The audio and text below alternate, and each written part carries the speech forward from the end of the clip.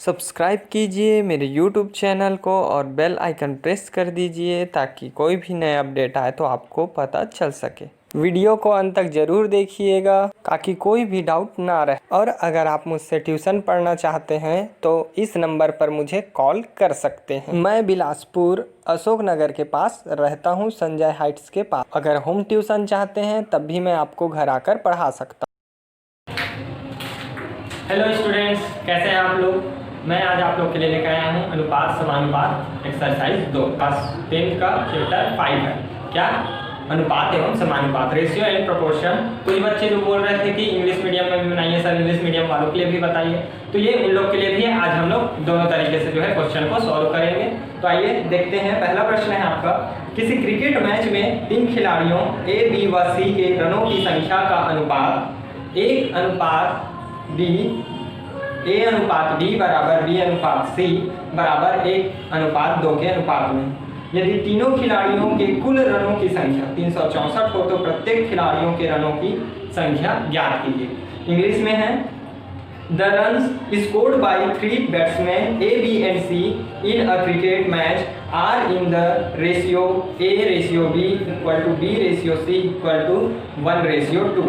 If the total of their runs is 364, then find the runs scored individually by each batsman. ठीक है, by its batsman, यानी कि हर एक जो है जो बैट्समैन है वो कितना रन बनाया है ये निकालना है। तो सबसे पहले जो देखो हम लोग को क्या दिया गया है, क्वेश्चन नंबर फर्स्ट है आपके एक्सरसाइज सेकंड का। ठीक है, तो क्वेश्चन नंबर फर्स्ट क्या बोलता है कि गिवन,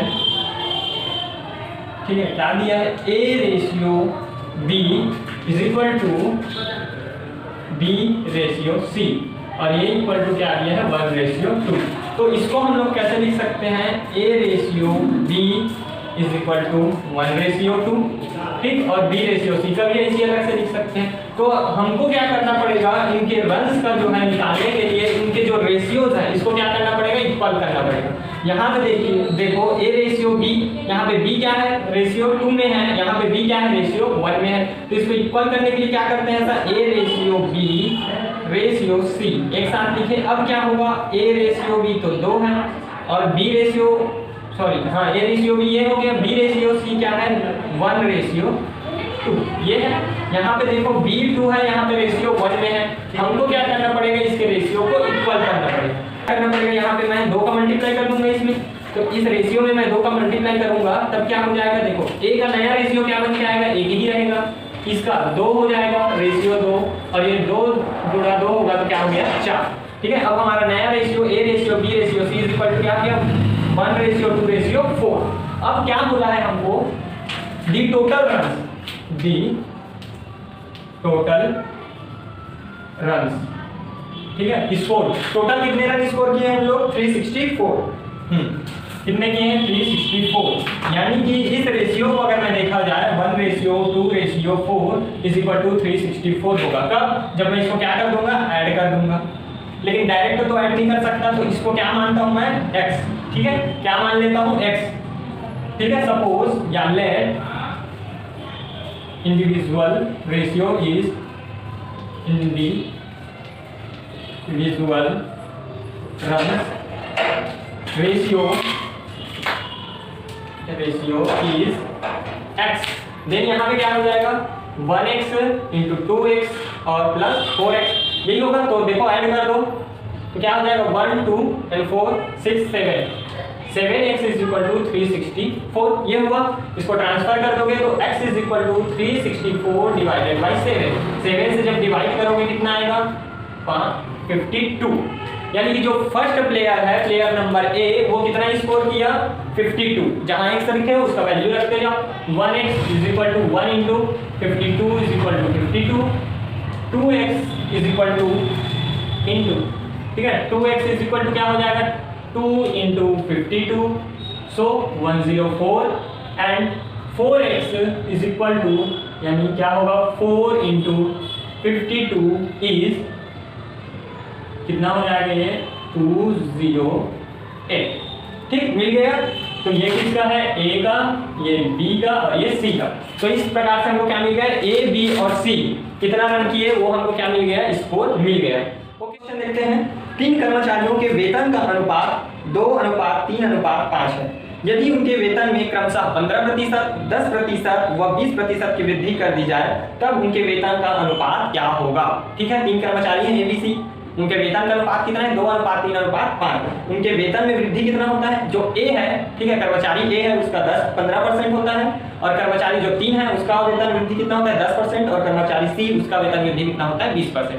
ठीक है, अब एक बार इंग्लिश में क्वेश्चन में सुनियो। The salaries of 3 workers A, B and C are in the ratio 2:3:5.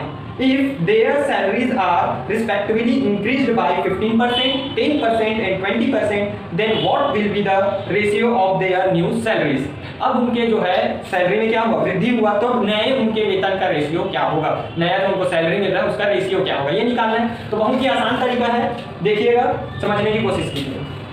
कर्मचारी कितने हैं, 3 कर्मचारी, A:B:C, क्या दिया गया है 2:3:5, ये दिया है हमको। ठीक है, अब बोला क्या गया है कि इनका जो सैलरी का, देखो ये सैलरी का रेशियो है, ठीक है, यहाँ पे लिख सकते हो ऐसा, ratios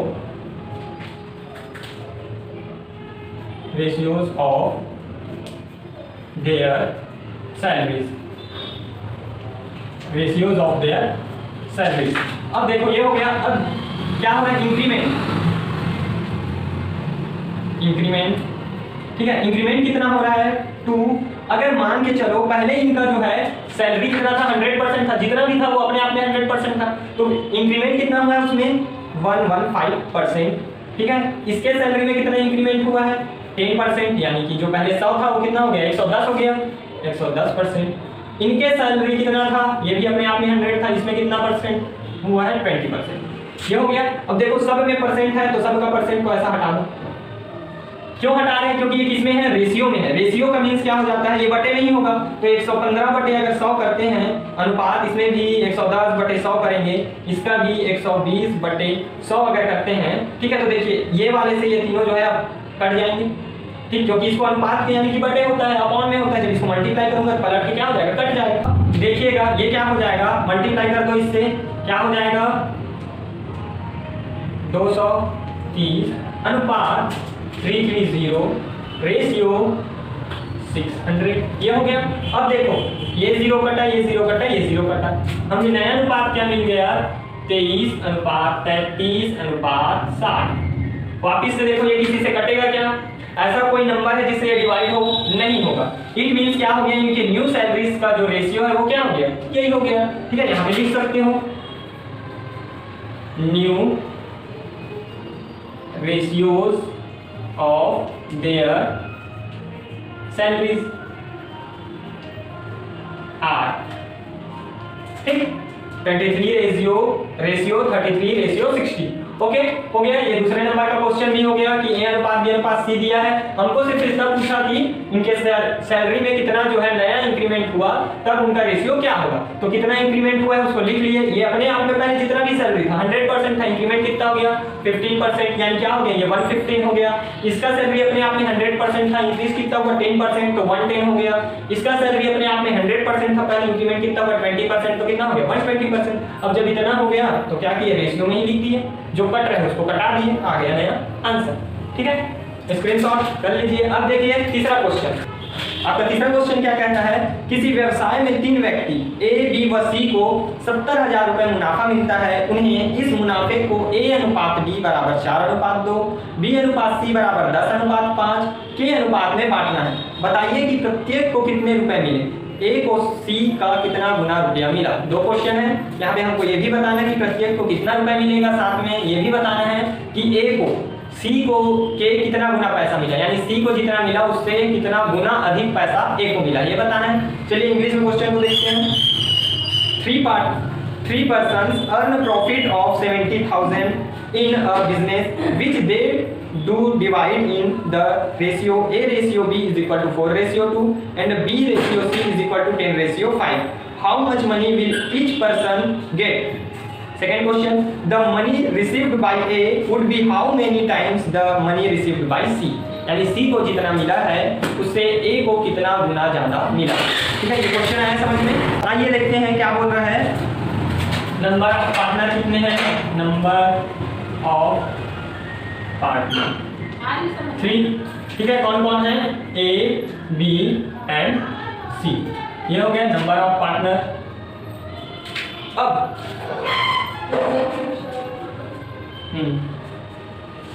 total profit, total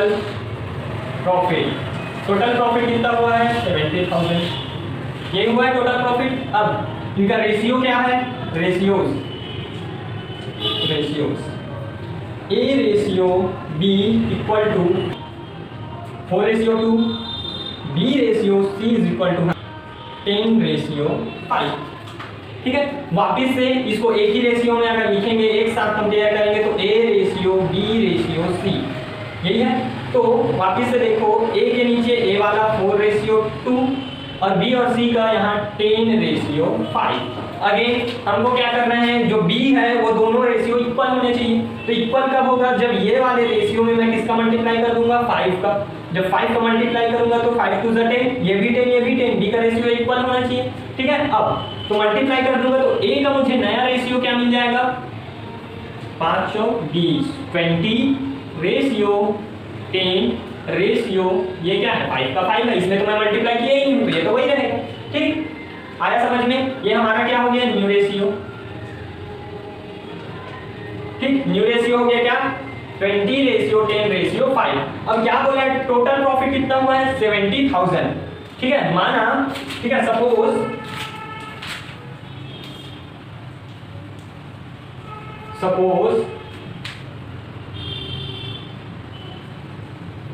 the value of 1:1 ratio is x, then क्या हो जाएगा? 20x plus 10x plus 5x is equal to 70,000। ठीक है, suppose the value of 1 ratio is x।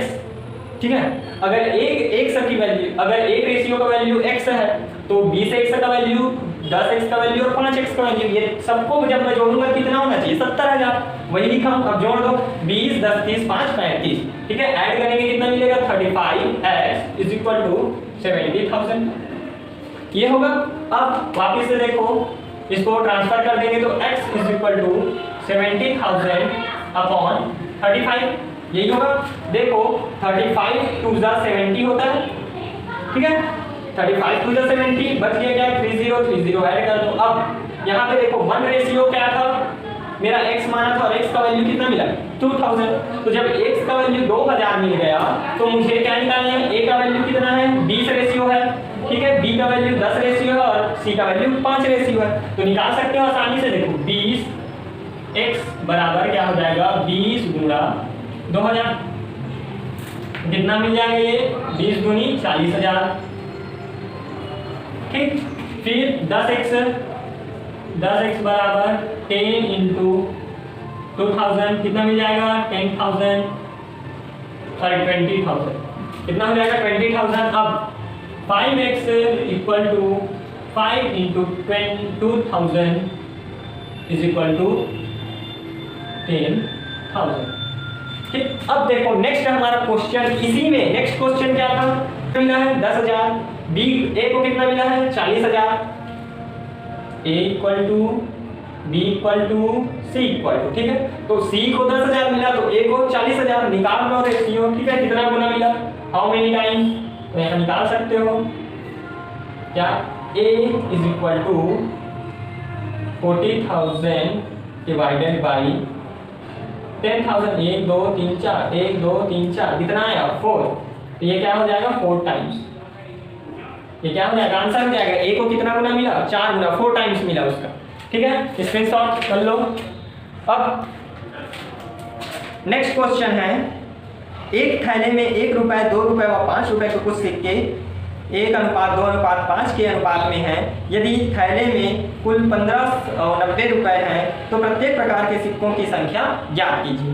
English में question, a bag ₹1, ₹2, ₹5 coins if the coins are in the ratio 1:2:5 and the total money in the bag is ratio 1590 rupees, then the number of each type of coin. ठीक है, हर प्रकार की सिक्कों की संख्या कितनी है ये हमको निकालना है। 1 रुपए के हैं, 2 रुपए के हैं और 5 रुपए के हैं। ठीक है, इतने के हैं। रेशियो भी क्या है इनका, 1:2:5। ये क्या है, इनके वैल्यू है। ठीक है, इनके क्या है, नंबर ऑफ कॉइन के, नंबर ऑफ कॉइन्स। ठीक है, क्या है नंबर ऑफ कॉइन्स का रेशियो 1:2:5। अब हमको क्या दिया गया, टोटल मनी, टोटल। ठीक है, टोटल मनी या फिर इसको क्या मान सकते हो, वैल्यू। जितने हमारे पास कॉइन्स है उसके वैल्यू क्या है, 1590 रुपए। ठीक है, इतने हैं हमारे पास, जितने कॉइन है उसका वैल्यू क्या है, ये है। यानी कि अब देखो 1 रुपए का सिक्का का वैल्यू तो एक ही है, लेकिन 2 रुपए के एक सिक्का का वैल्यू कितना हुआ है, 2 रुपए, और 5 रुपए के एक सिक्का का वैल्यू 5 होगा। तो ऐसा अगर हमारे पास मान के चलो 5 रुपए का अगर एक भी सिक्का होगा तो उसका वैल्यू कितना है, 5 रुपए के बराबर। जबकि अगर मुझको 1 रुपए का 5 रुपए के बराबर करना है 1 रुपए को, तो इसका वैल्यू क्या होना चाहिए, 5 को सिक्का होना चाहिए ऐसा, तभी 1 रुपए के बराबर होगा। ठीक है, तो हम क्या कर लेते हैं, इसको 1 बराबर कर लेते हैं। 1 बराबर कैसे करेंगे, देखो 5 रुपए का कितना सिक्का है, रेशियो में 5 है, और 5 रुपए के सिक्का का वैल्यू कितना होता है, 5। तो इसीलिए इसमें कितना का मल्टीप्लाई करूंगा मैं, 5 का। इसमें 2 रुपए के एक सिक्के का वैल्यू कितना होता है, 2 1 के सिक्के के बराबर होता है, इसलिए मैं इसमें 2 का मल्टीप्लाई करूंगा। जबकि 1 रुपए का जो सिक्का है उसका वैल्यू 1 रुपए के बराबर होता है, इसीलिए इसमें 1 रुपए का, इसमें 2 का गुणा और इसमें 5 का गुणा। समझ में आया, देखो 5 रुपए की एक सिक्के की वैल्यू क्या होती है, 1-1 रुपए वाली 5 सिक्के के बराबर होती है, इसीलिए मैं इसको 5 से गुणा किया, इसको 2 से गुणा कर रहा हूं और इसको 1 से। तो हम लोग का नया रेशियो क्या मिल जाएगा, 1:4:25। ये मिल गया। अब जब ये मिल गया, वापिस से क्या करेंगे, सपोज, ठीक है, देखो ये क्या है, हमारा वैल्यू मिला ना। अब नंबर ऑफ कॉइन नहीं रहेगा, ये क्या हो गया, नंबर ऑफ वैल्यू हो गया। ठीक है, अब तो यहां पे क्या हो जाएगा, suppose the value of one ratio, value of one ratio is x। Then again ये क्या हो जाएगा, 1x + 4x + 25x equal to कितना होना चाहिए, 1590। इतना होना चाहिए ना। अब इसको ऐड कर दो, ये क्या हो जाएगा, 5 और 25 कितना हो जाएगा, 30x। यहाँ पे लिखता हूँ मैं, ठीक है, क्या होना चाहिए, 30x = 1590। ओके, सो x = क्या हो जाएगा, 1590 डिवाइडेड बाई 30, 0 से 0। ठीक, अब 3 से डिवाइड करोगे, 3 5 × 15 और 3 3 क्या 9। यानी कि हमारे पास 1 रेशियो का वैल्यू कितना मिला, 53 मिला। तो हमारे पास जो है 1 रुपए के सिक्के, ठीक है, 1 रुपए का सिक्का कितना है, 1x = 1 × 53 इक्वल टू क्या मिला, 53 मिला।